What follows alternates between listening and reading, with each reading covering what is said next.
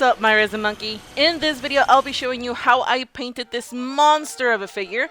Of course, I'm talking about Squall and Bahamut. And I'm really sorry if I'm butchering that name since I'm really not sure how to pronounce that word exactly.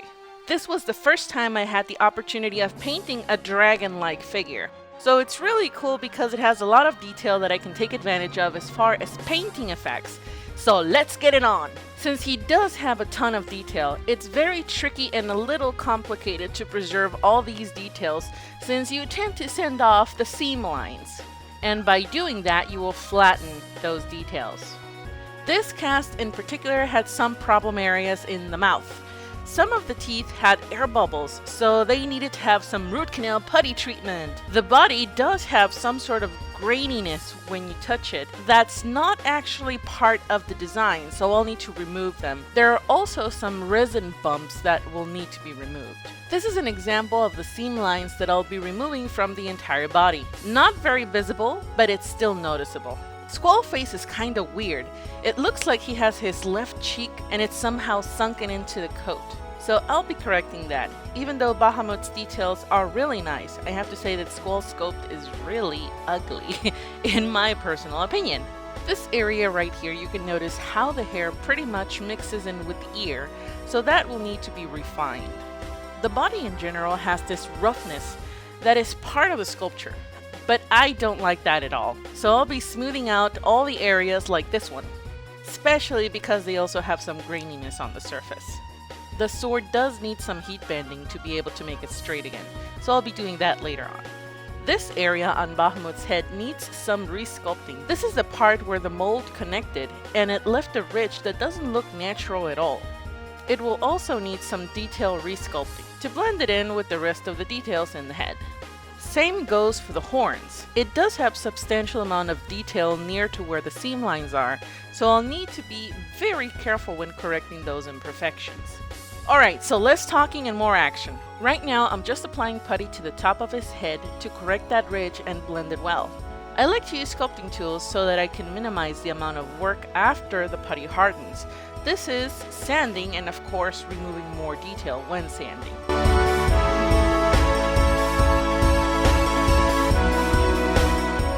To remove the seam lines from the body and other parts where it has detail, I'm using these round engraving Dremel bits in different sizes.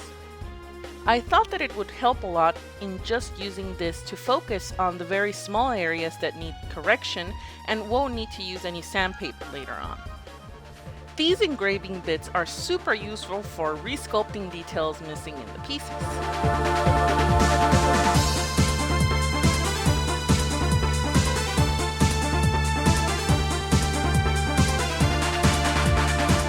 Removing seam lines from the ridges on the horns was also very easy with this tool. Some of the pieces had oversanding by E's workshop. No surprise there, so it was up to my new favorite tool to resculpt those missing details. As you can observe here, the details get so well restored that no putty is needed at this point. The horns are a little wobbly when connected to the head, so I'll need to correct that with some more putty. I'm also reshaping this area right here, as it looks so obvious where it connects, so I want to minimize that and make it look like a single piece when they connect.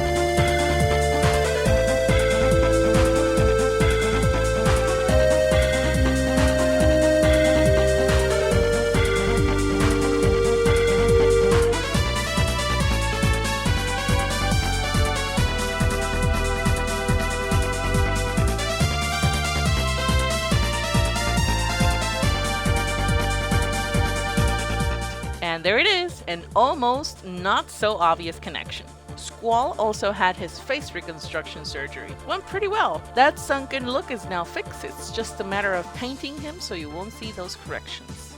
Once all the corrections and details are done, it's time for Squall to take his position. Not bad at all. What do you guys think? Remember the rough surface on Squall? Well, after the primer was applied, I was able to see even more rough areas. So it was time to re-putty and re-sand. Once finished, those problems were no longer visible and it was smooth all the way. To start painting Squall, I'm going to start working from the inside out. This is so I won't have any problems when masking and will also minimize the frustration. I'm painting Bahamut with a combination of blue and purple tones. This is because I was requested to paint him with those colors from the game. He does have blue tones in the game. The colors that this figure was painted with originally had some sort of crazy colors. I personally didn't like them when I saw it the first time, so it was a great request to paint him in those tones. But since it doesn't have this amount of details in the design, I took another example from a different figure where it did show purple tones, so that's the reason I'm combining these two colors. I'm starting with adding shadows to each scale on his belly. This figure is kind of hard to paint because the body is in one single piece and there are areas that are not easily reached by the paint, not to mention that he's really heavy. The inside of the little wing thing is supposed to be red, but I noticed that the original design makes it look like he breathes fire or it's really hot, so I'm going to make it look exactly like that. Several layers of yellow, orange, and red will create this effect, but I'm not done yet, because I'm going to apply more dry brush effects to make it more accurate to what you see in anything that's red hot.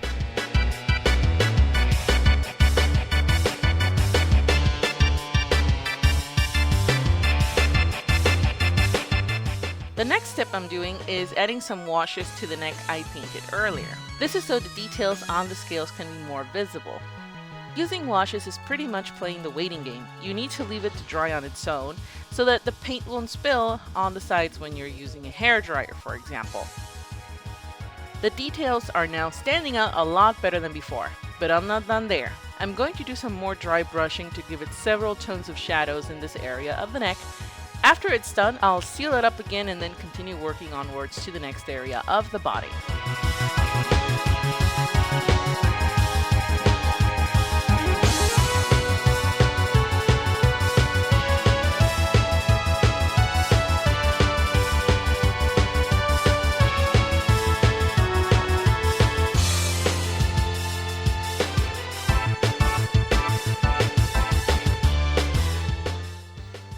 At this point, I'm going to use blue tones. I'm using marine and midnight blue to add shadows. The details on the horns are being dry brushed so that they will stand out more from the shadows in the ridges and crevices of this piece right here. A close-up of the dry brush effect can be seen much better here. Dry brushing when a figure has this much detail sculpted is really cool because you can create a lot of highlights against the shadows that you paint earlier.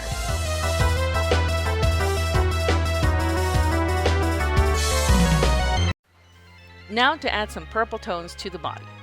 The purple tones will also have dry brush added to those areas so that it can stand out even more, same as the highlights in the blue tones.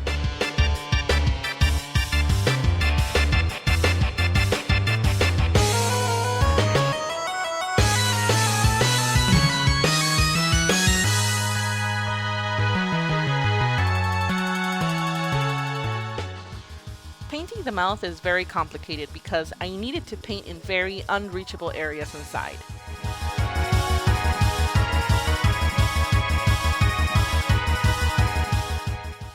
Bahamut does have some yellow-orangey brows, so I'm just hand painting those areas so that I won't have to mask the whole face.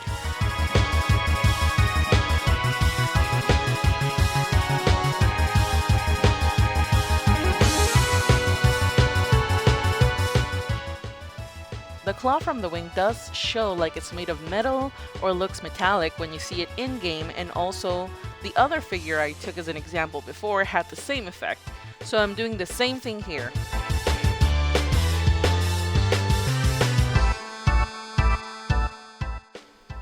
The base is being painted also in purple tones. I'll be adding some different tones to the different layers of these tentacle-like things. Once done with that, I'm adding more washes to this base.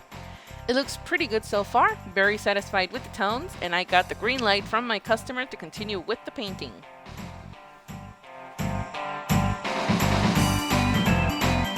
Once the mouth was done, I wanted to give him a good slobber effect, like really wet saliva flowing. The eyes look a little strange. They were carved inward, so I just painted the bottom red, and then I'll add some clear acrylic to make it look like a real eye. Now it's time to paint Squall. Pretty straightforward, just all black except for the feather thingy on his jacket and the hair. So I'll also take the same dry brush approach to paint the hair and the white areas like this one. I did add some pastel shadings to his shirt, but other than that, it was all dry brush. I added blue to make some shadows on the black jacket and pants. I would have used gray or white, but I think blue also looks good on him. Painting the belts were also very easy. Just brown and making them look like leather, adding some shadows and washes.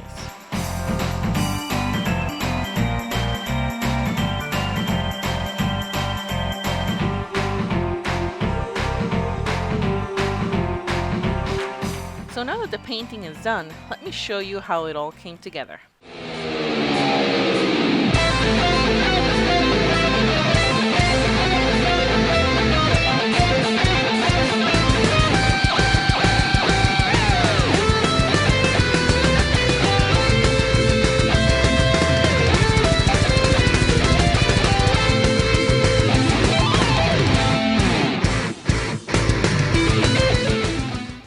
I hope you enjoyed this special video. I didn't show any progress while working on them as I had entered a contest and they prohibit showing any work in progress pictures before it starts. I always thought that it was bullshit, but that's just how it is and you get disqualified, so I didn't want to risk it. This figure is already with his new owner. I was told that he was in love with the figure, so that is more satisfaction for me than anything else, even though I didn't win. Thank you all for watching, guys, and I hope you enjoyed my bag of tricks from this project. Remember that I have several places where you can reach me and check out my other videos in my channel. Also subscribe if you haven't, cause this channel is awesome. And if you subscribe, then you're just as awesome as this channel. Until next time, my resin monkeys.